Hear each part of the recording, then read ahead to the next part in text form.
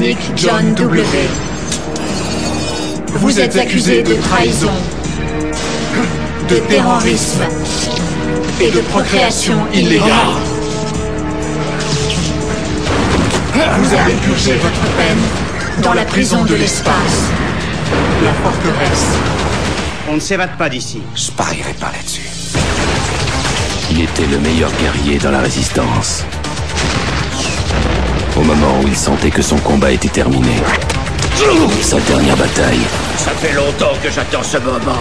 Allez commencer. Où tu vas, là, vieux? Il faut bien que quelqu'un éteigne la lumière. Pas de grâce. Faut verrouiller la porte! Pas de remise de peine. Voilà, ça c'est de l'action, les mecs. Pas d'évasion.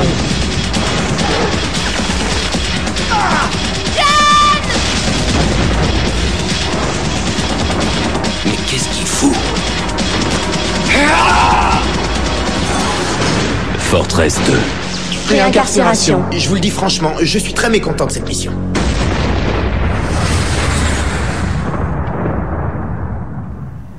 Bonjour à tous et soyez les bienvenus dans cette toute nouvelle vidéo d'État Critique. Après Beowulf, nous retrouvons enfin notre cri-cri national dans une toute nouvelle perle cinématographique, une bombe nanardesque lâchée en l'an 2000 qui s'avère en plus être la suite d'un de ces films hollywoodiens les moins foirés. Aujourd'hui, on va parler d'une énorme bousasse cinématographique comme Christophe Lambert savait si bien les enchaîner à cette époque. Aujourd'hui, entre deux critiques plus sérieuses, on va se détendre un peu et parler d'une daube sur pellicule qui se situe dans la carrière de son principal interprète entre Beowulf et Vercingétorix, sur lequel on reviendra bien évidemment dans quelques temps.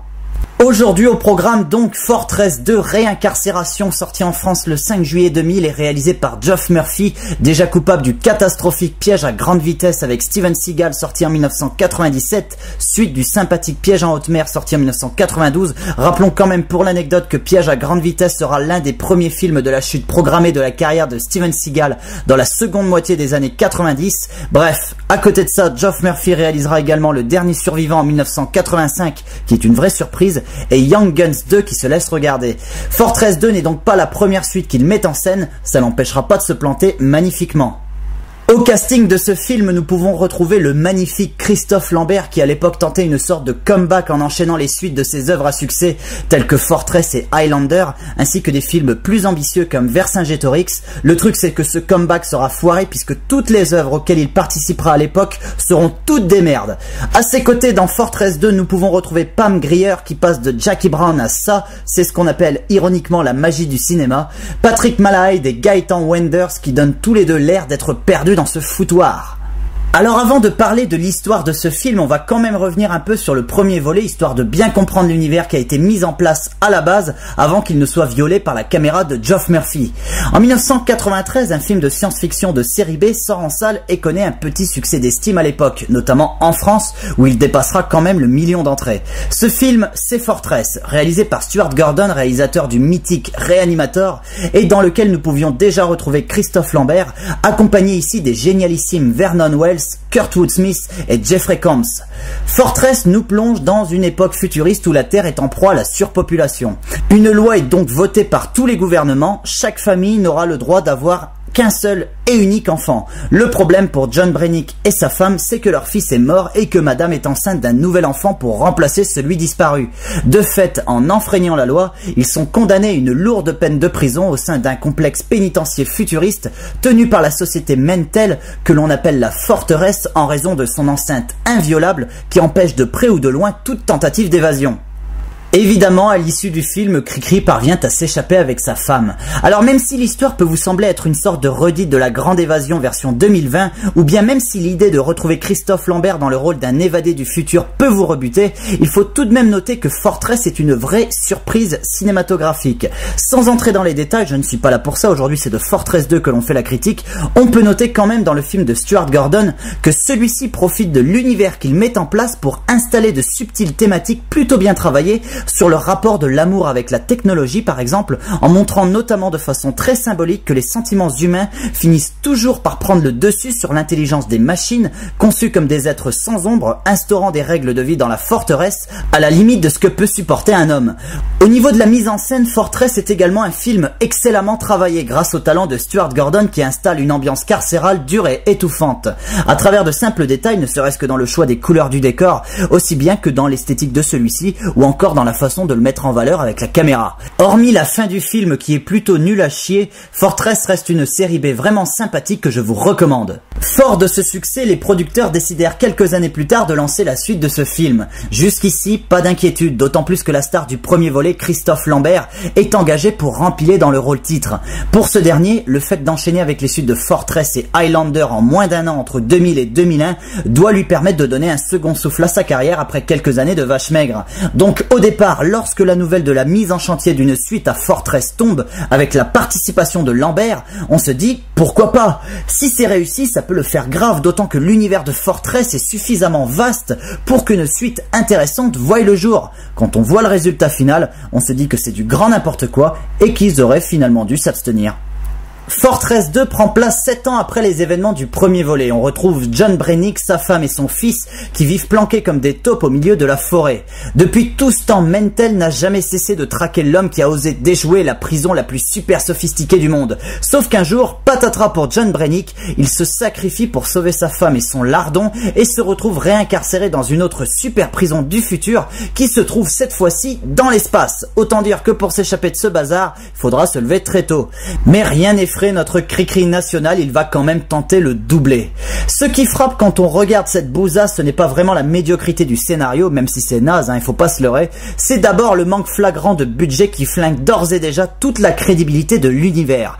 Autrement dit, ceux qui cherchent désespérément une logique visuelle avec le précédent volet, ils ont intérêt à prévoir une toile de temple pour dormir parce qu'ils ne sont pas prêts de rentrer chez eux. Le décor de la super forteresse de l'espace est tout simplement nul à chier. 2 couloirs, un bureau, un réfectoire, un mini dortoir, et voilà, vous avez une prison high-tech qui est censée surclasser la prison du premier volet. Ce qui est frappant en plus de ça, c'est que Geoff Murphy fait ce qu'il peut pour cacher la misère de son décor pas crédible pour un sou, par des tours de passe-passe débiles avec sa caméra. Mais ça encore, ce n'est pas le pire. On est dans un film de science-fiction, n'est-ce pas? Avec, on le devine, des scènes d'action, qui plus est, dans l'espace. On se dit donc que l'ambition du film est un petit poil au-dessus du premier volet. Le truc c'est qu'avec un budget divisé par 2 par rapport à ce dernier, on peut se demander pourquoi ils n'ont pas cherché à revoir l'ambition de leur connerie. Les quelques poudres de leur budget après les décors, les producteurs décident de les investir dans les effets spéciaux. Je vous le dis de but en blanc, c'est tellement naze que ça en devient marrant à voir. Les séquences dans l'espace sont tellement mal fichues qu'on a l'impression de se retrouver dans un Beowulf cosmique. Et en plus, ajoutez à ça des faux raccords et de grosses erreurs de montage et vous obtenez le film de science-fiction le plus dégueulasse visuellement de cette année 2000. Parlons un petit peu de l'histoire et de sa mise en scène. C'est simple, le scénario est une espèce de remake du premier volet en moins logique et plus débile. Et la mise en scène de Geoff Murphy est une espèce de bouillie qui tente à aucun moment de s'appuyer sur les travaux de Stuart Gordon pour tenter, je dis bien tenter, de rendre un produit acceptable. La majeure partie du film s'intéresse donc encore une fois à Christophe Lambert tentant de s'échapper de la super prison du futur.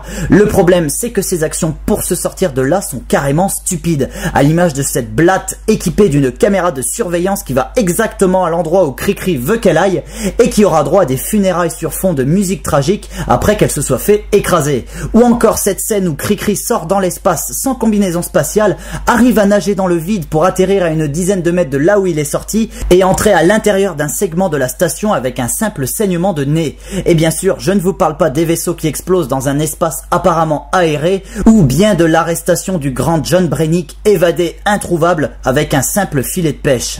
Vous l'avez bien compris, Fortress 2 n'est pas crédible pour un sou et insulte carrément l'œuvre originelle qui avait le mérite d'être honnête avec nous. Ici, Fortress 2 semble faire semblant d'être une série B avec un bon budget, sauf qu'il est évident que ça ne tient pas la route au vu de l'aspect foutraque, bordélique et fauché qui règne pendant tout le long métrage. Geoff Murphy fait preuve de mauvaise volonté et aurait pu, s'il avait mieux su gérer son manque de budget, à faire une suite qui lorgne moins vers le nanar et plus vers la suite intéressante.